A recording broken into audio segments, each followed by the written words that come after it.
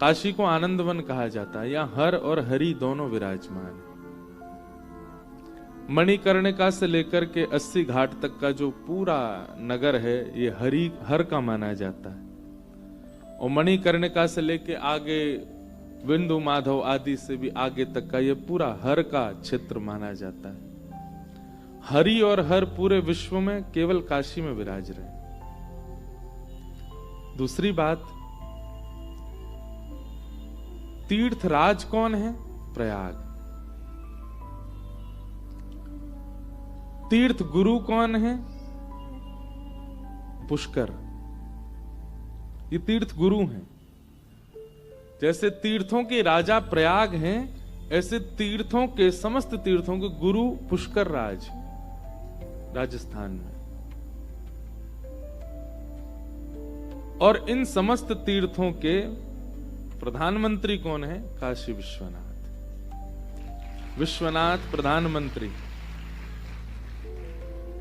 कल रात्रि हमारे गुरुदेव का फोन आया, तो हम कहीं जा रहे थे तो मुझसे बोले प्रधानमंत्री के नगर में हो?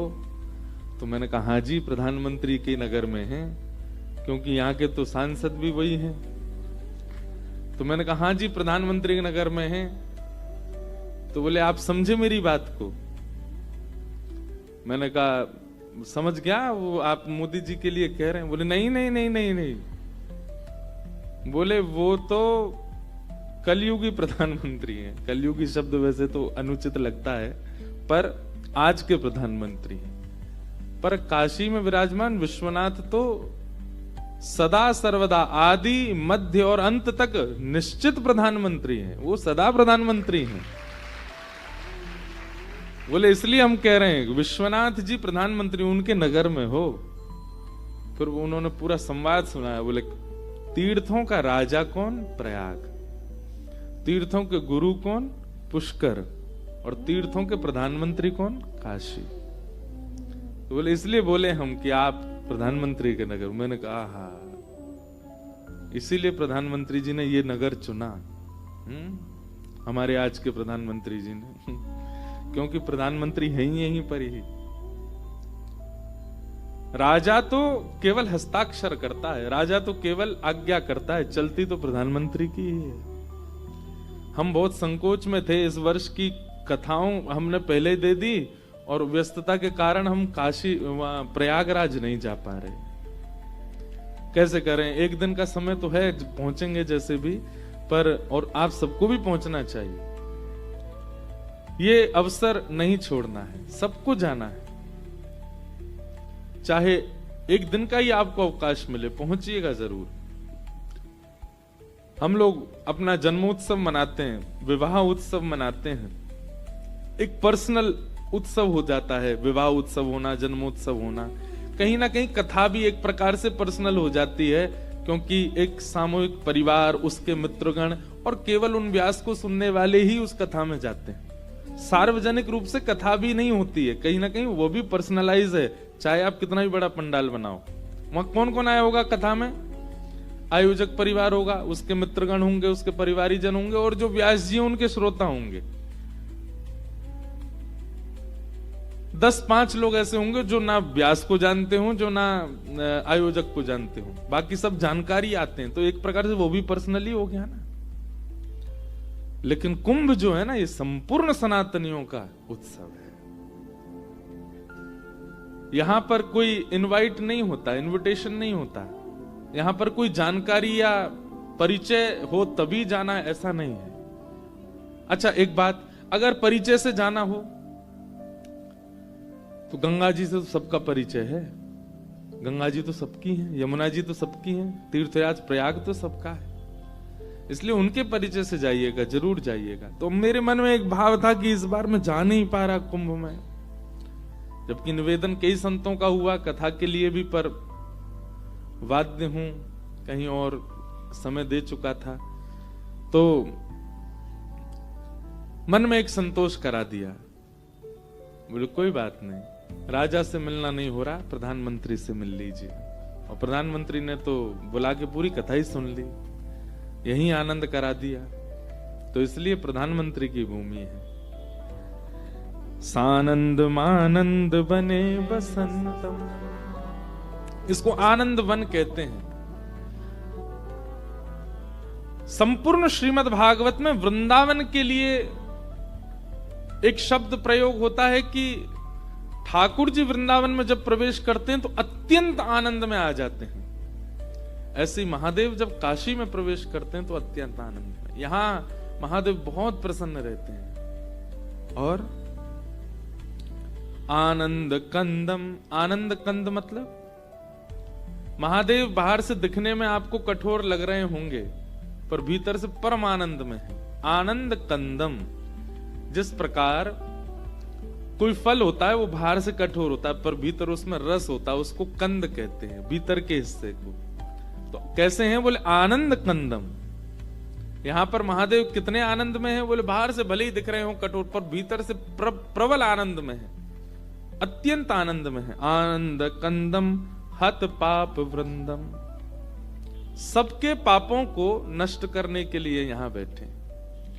काशी में कोई भी आता है, महादेव प्रयास करते हैं जितने ज्यादा से ज्यादा हो सके उसके पाप नष्ट हो, उसके पाप विमुक्त हो। इतने भोलेनाथ यहां पर इतने भाव से विराज रहे हैं। वाराणसी नाथ मनाथ नाथम,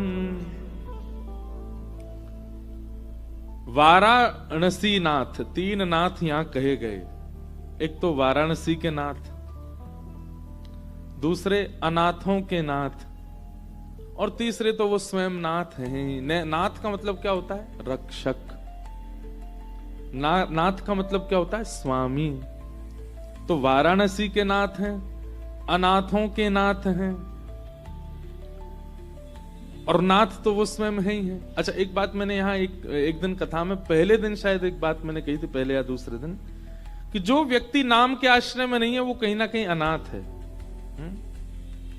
जो व्यक्ति नाम आश्रय नहीं है, एक नाम के सहारे जीवन नहीं व्यतीत कर रहा है, वो कहीं ना कहीं अनाथ है। मन में एक भाव आ रहा था कि इस भाव से अगर हम जाएं तो नाम जापक तो पूरे विश्व में देखा जाए तो 4-5% ही होंगे, 4 भी बहुत ज्यादा ही कह रहा हूं, 2-3% ही होंगे। पूरे विश्व का कल्याण कैसे होगा फिर? हमने तो सबको अनाथ कह दिया।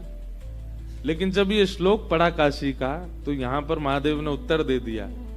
बोले जो नाम जब भी नहीं करते, इतने पापी हैं कि एक नाम के आश्रय भी नहीं है, वो भी यदि मेरे सामने आ जाते तो उनका नाथ भी मैं बन जाता हूं। यहां पर अनाथ के नाथ का शब्द जो यहां पर वाराणसी नाथ, वाराणसी नाथ मनाथ नाथम, अनाथों के जो नाथ हैं। मतलब अगर आपका किसी नाम में रुचि नहीं बन रही हो तो महादेव से प्रार्थना करो, महादेव ही सुझाएंगे। किशोरी जी की शरण में जाना है कि राघव जी की शरण में जाना है कि ठाकुर जी की शरण में जाना है, गंगा जी की शरण में जाना है, या फिर महादेव को लगेगा कि नहीं भाई तू रहने दे, सबकी शरण में एक आध सेवक हमारे भी होने चाहिए, तू हमारी शरण में ही रहे, हमारा ही नाम जप कर। अगर किसी व्यक्ति को ठौर ना मिल रही हो, उसको समझ ना आ रहा हो मैं किस राह पे जाऊं, किस पथ पे जाऊं, वो अनाथों की भांति घूम रहा हो धर्म क्षेत्र में, महादेव के पास जाए, महादेव कृपा करेंगे। अरे जो रावण जैसे के भी नाथ बन सकते हैं। आपको पता है हमारे भारत के ऋषि कहते हैं कि रावण जैसे क्रूर व्यक्ति को राम जी ने अपने हाथों से मारने का निर्णय इसलिए लिया क्योंकि उसने शिव का बहुत भजन किया है, क्योंकि वो शिव उपासक है, क्योंकि वो शिव की इतनी आराधना कर चुका है। राम जी बोले इसको कोई और नहीं, इसको तो हम अपने हाथों से इसका उद्धार करेंगे। तो अनाथों के नाथ हैं महादेव। श्री विश्वनाथम शरणं प्रपद्ये, ऐसे श्री विश्वनाथ, विश्व के जो नाथ हैं, उन्हें हम बारंबार प्रणाम करते हैं, वंदन करते हैं।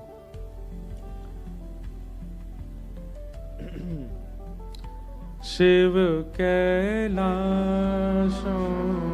के बस धौली धारों के राजा, संकर संकट हरना शिव कैलाशों के वासी, धोरी धारों के राजा, शंकर संकट हरना। शिव कैलाशों के वासी, धौरी धारों के राजा, शंकर संकट हरना।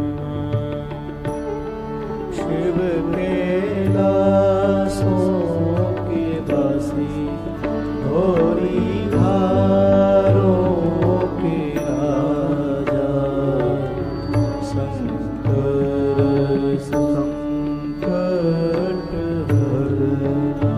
ओ भोले बाबा शंकर संकट हरना।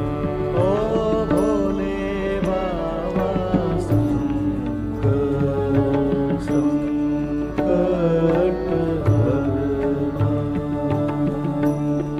ओ तेरे कैलाशों का अंत न पाया, तेरे कैलाशों का अंत न पाया, तेरे कैलाशों का अंत न पाया, तेरे कैलाशों का अंत न पाया, अंत बेअंत तेरी माया।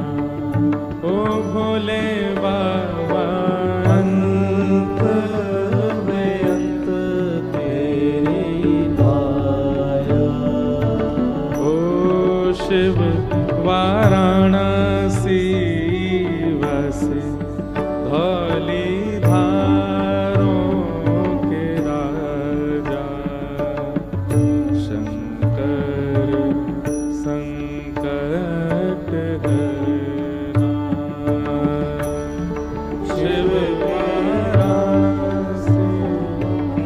वाराणसी भी कहो। धोरी धारों के राजा, शंकर संकट हरना। कैलाश घर है महादेव का, और वाराणसी जो है यहां से महादेव राज शासन करते हैं, प्रधानमंत्री हैं ना। विश्व को अवसर मिले तो दर्शन करने कैलाश जाना चाहिए, पर वो ठाकुर जी का घर है।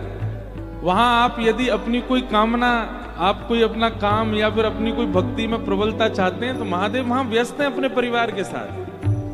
आपको अपनी कामना पूर्ण के लिए तो वाराणसी ही आना पड़ेगा, क्योंकि यही महादेव सुनते हैं, वहां तो व्यस्त हैं। अरे सबको प्रसिद्ध कथा है, महादेव की पूरी परिक्रमा क्यों नहीं लगाई जाती? क्योंकि उस क्षेत्र को कैलाश ही माना जाता है। वहां पार्वती जी विराजमान है, ठाकुर जी अपना नित्य विहार करते हैं, वहां सबका प्रवेश नहीं है। इसलिए वहां योग्यता मिले, वहां अवसर मिले तो जाइए, जरूर दर्शन करके आइए। जीवन में एक बार तो कैलाश जाना ही चाहिए, पर काशी तो हर वर्ष आना चाहिए, काशी तो हर साल आना चाहिए। इसीलिए महादेव सहज होकर के काशी पधारे, ताकि यहां सब आ सके। ओ शिव वाराणसी वासी, धौली धारों के राजा, शंकर संकट हरना। शिव वाराणसी वासी, धोरी धारों के राजा, शंकर संकट हरना।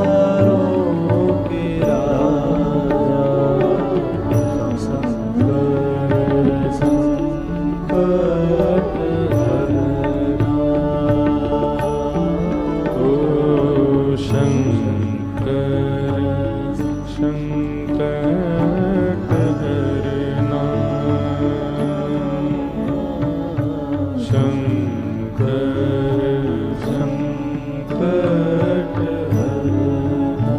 ओ भोले बाबा शंकर संकट हरना। भोले बाबा शंकर नमः पार्वती पतये हर हर महादेव।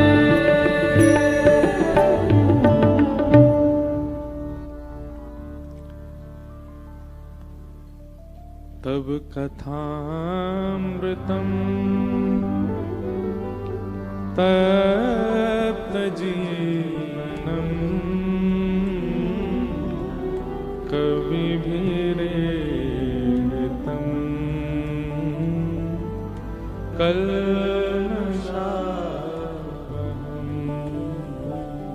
श्रवणमङ्गलम्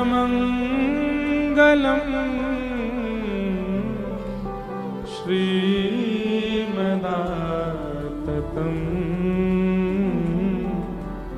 भुवि गृह्णन्ति ते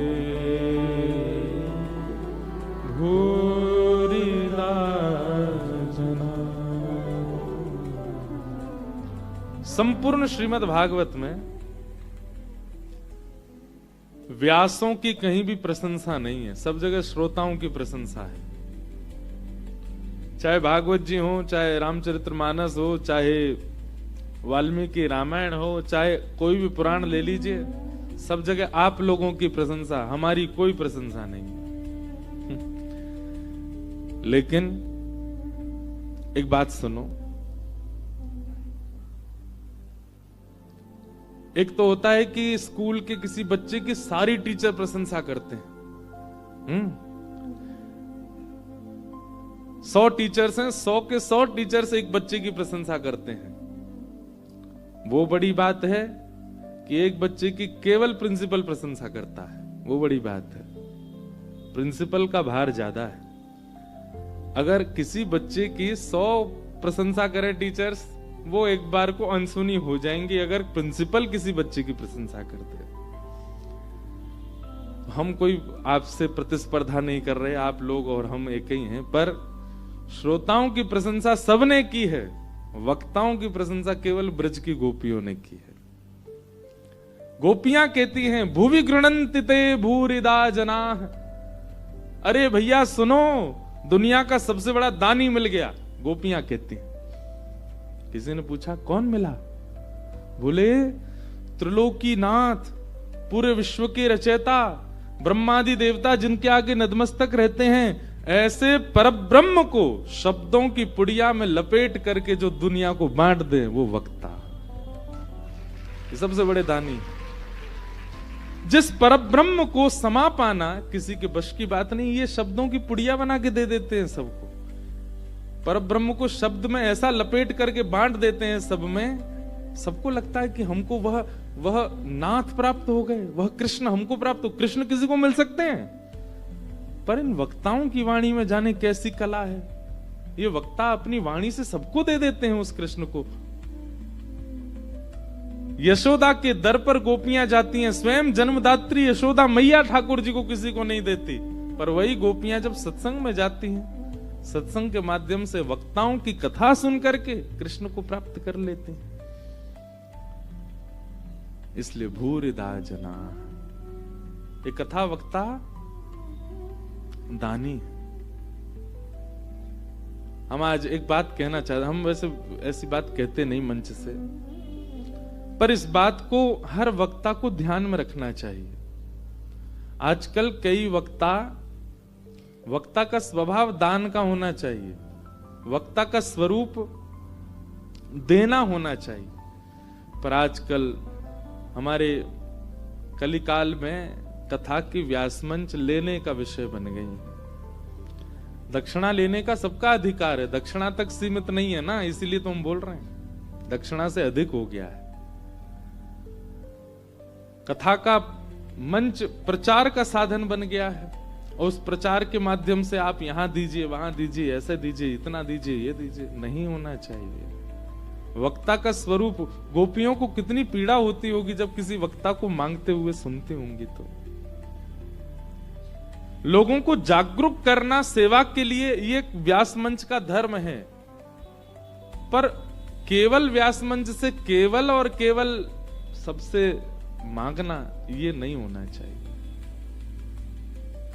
हम बहुत विनय पूर्वक निवेदन कर रहे हैं। गोपियों को पीड़ा होती होगी, एक बार को ठाकुर जी को पीड़ा हुई ना तो कोई दिक्कत नहीं है, पर वैष्णवों को पीड़ा हो रही है, बहुत बड़ी दिक्कत की बात है। ठाकुर जी को किसी बात से पीड़ा हो कोई दिक्कत नहीं, पर ठाकुर जी के वैष्णवों को नहीं होनी चाहिए। तो गोपियों को पीड़ा होती होगी। दक्षिणा तो भाई एक बात कहें, वक्ता को कोई दक्षिणा दे ही नहीं सकता, वक्ता को कोई दक्षिणा नहीं दे सकता। वक्ता जो आपको दे रहा उसका मूल्य आप कैसे दे पाओगे उसको? आप जीवन अर्पित कर दीजिए, अपना सर्वस्व अर्पित कर दीजिए, तो भी उसकी करनी के बराबरी नहीं कर पाओगे। पर फिर भी पत्रम पुष्पम जो भी दक्षिणा लेते उतना अधिकार वक्ता का है, लेना चाहिए उसको। पर उससे अतीत जब हो जाती है व्यास मंच से, केवल 3 घंटा कथा में वही विषय चल रहा है, कहां देना है, किसके लिए देना है, कैसे देना है, कितना देना है, ये नहीं होना चाहिए। व्यास मंच तो दान करता है, व्यास मंच दान मांगता नहीं है। ठाकुर जी खड़े हैं, हमको दिख नहीं रहे हैं, और हमसे कह रहे हैं इनमें से जो योग्य हो ये भाव सुना करके जिसकी योग्यता लगे मुझे उसको दे दो। पर अब व्यास मंच के बगल में ठाकुर जी खड़े रह गए हैं, व्यास जी उनको दे ही नहीं रहे और ले रहे हैं। ये नहीं होना चाहिए। गोपियां कहती हैं तब कथामृतम, आपकी कथा अमृत के समान है नाथ। इसका अर्थ क्या लगाएंगे? अमृत पीने वाला तो अजर अमर हो जाता है? नहीं, इसका अर्थ ऐसे लगना है कि अमृत जो है वो एक रसायन है। अमृत का एक कार्य तो होता है व्यक्ति को अमर करना, दूसरा कार्य होता है उसकी समस्त पीड़ाओं को नाश कर देना।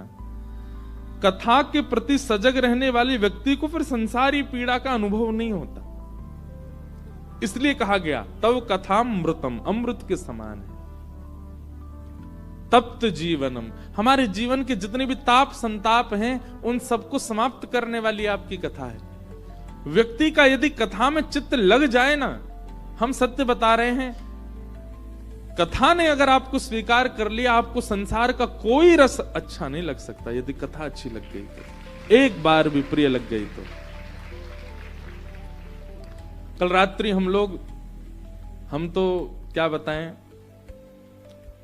हम ऊधमी वक्ता हैं बहुत ज्यादा। जैसे वक्ताओं का स्वभाव होता है बहुत शांत रहेंगे, बहुत सम रहेंगे, कम बोलेंगे, कमरा में घुसे रहेंगे, निकलेंगे कम, सीमित लोग। हमारा काम उल्टा है। हम 4 घंटा बाद तो हमको यूं लगती है अब हम क्या करें, काशी पूरी नाप दो, कोई मंदिर रहने ना पाए, कोई स्थान रहने ना पाए। मतलब हम सुबह